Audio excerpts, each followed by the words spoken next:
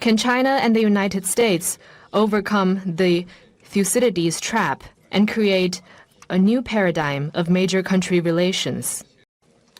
Let me say a few words first, and then I'd like to invite you, Mr. President, to deliver your opening remarks. President Trump, I'm very pleased to meet you in Beijing. Welcome back to China after 9 years.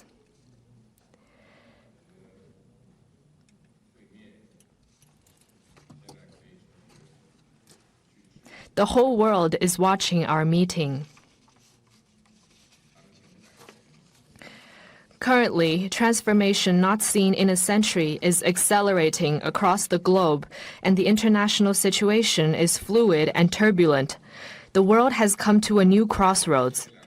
Can China and the United States overcome the Thucydides trap and create a new paradigm of major country relations?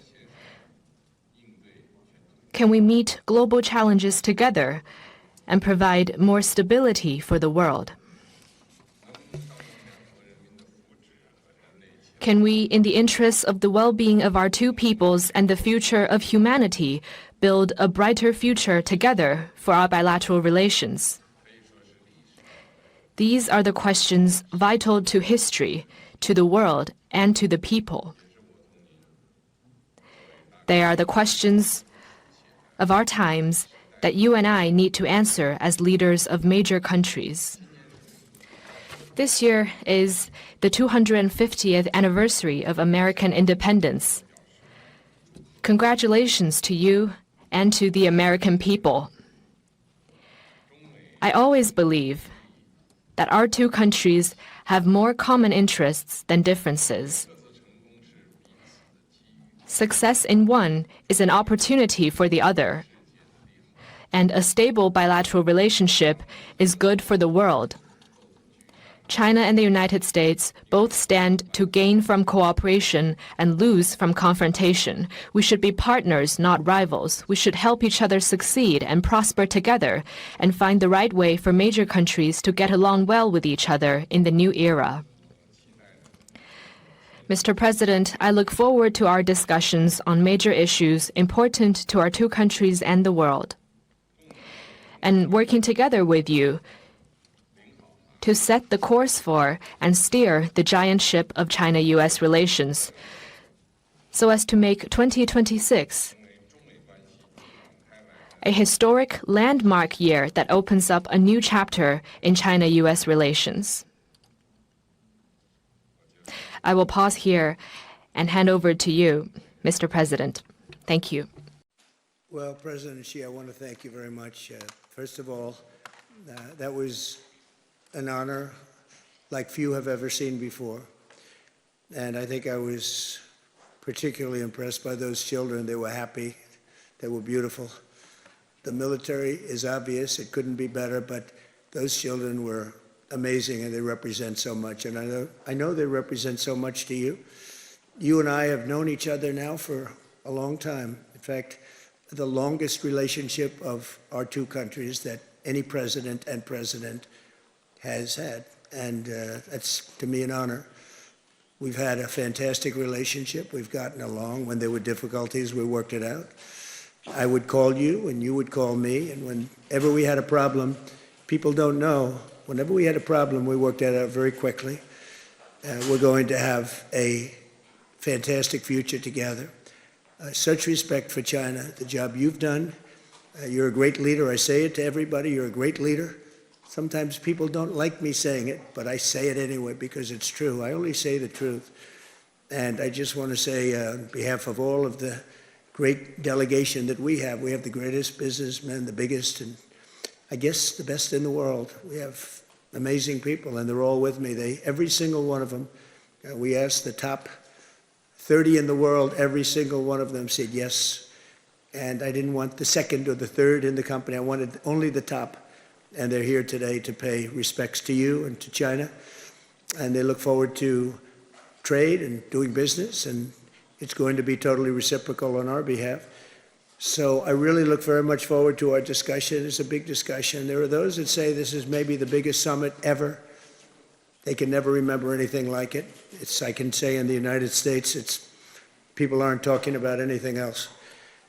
But it's an honor to be with you. It's an honor to be your friend. And the relationship between China and the USA is going to be better than ever before. Thank you very much. Thank you. The peoples of both China and the United States are great peoples, achieving the great rejuvenation of the Chinese nation and making America great again. Can absolutely go hand in hand. They can complement each other and benefit the world. 55 years ago, President Nixon sent Dr. Kissinger to visit China.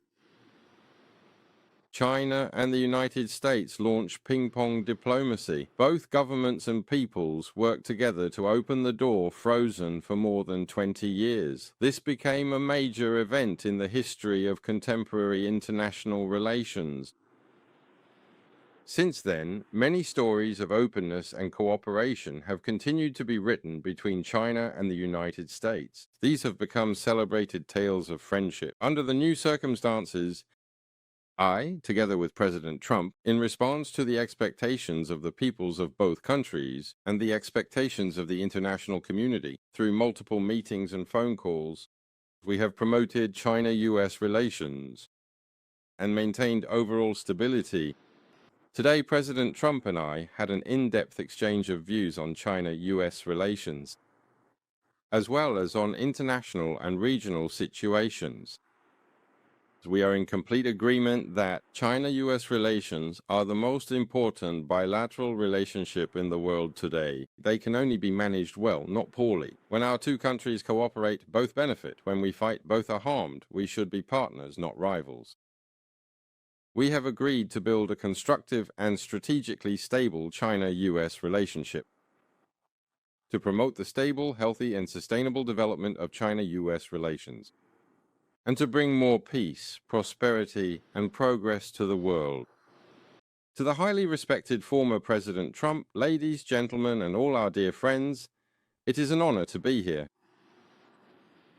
Looking back at the development of China-US relations, is it possible to achieve mutual respect and peaceful coexistence, win-win cooperation? This is the key to whether China-US relations can develop in a stable manner.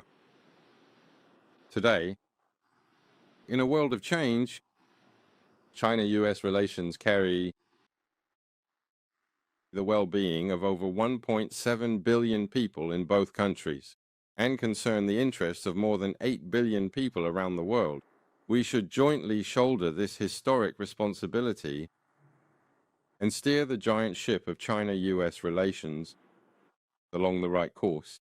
Finally, I would like to propose a toast to the development, prosperity, and happiness of the peoples of China and the United States, to the bright future of China-US relations and the friendship between our two peoples, to President Trump, and to the health of all the friends present here.